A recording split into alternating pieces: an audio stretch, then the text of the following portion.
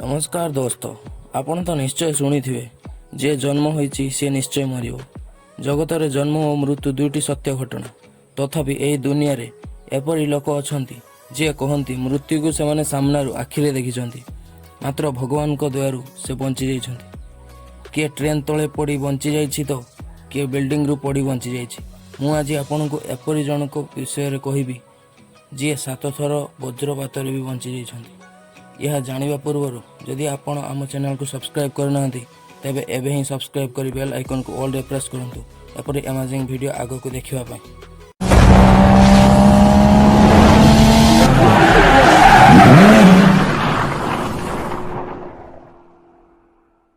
दोस्त से व्यक्ति जनक थिले रॉय सुलिभान जहां ऊपर 7 थर वज्रपात हेला परे भी से बंची जाइथिले।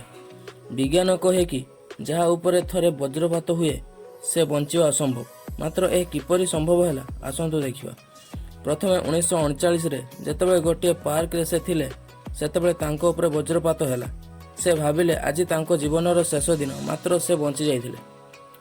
पुणी सेकेंड थर 1945 रे जेतेबेले से कार ड्राइव करथुले सेतेबेले तांको ऊपर वज्रपात हैला एथिरे तांको कार जळी गला मात्र से बंची जाइथिले।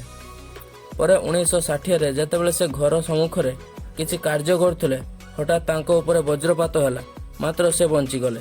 एपरी दुर्घटना तांको सहित लागी रहुतला। पुणी 1962 रे से काठ चिरुथुवा समय तांको ऊपर वज्रपात हैला एथिरे तांको चुटी जळी गला मात्र से बंची जाइथिले।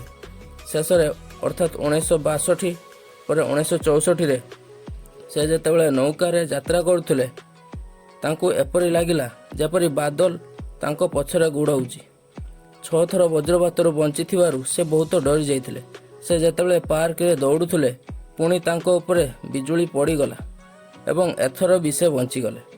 दोस्त थरे थरे एपरी दुर्घटना शुणी हस भी लगे एवं आश्चर्य भी लगे। आपनकु यह शुणी किपरि लागला प्लीज कमेंट रे जणांतु। दोस्त जदि आपण एते पर्यंत आम चैनल को सब्सक्राइब करना तो एबे ही सब्सक्राइब करंतु।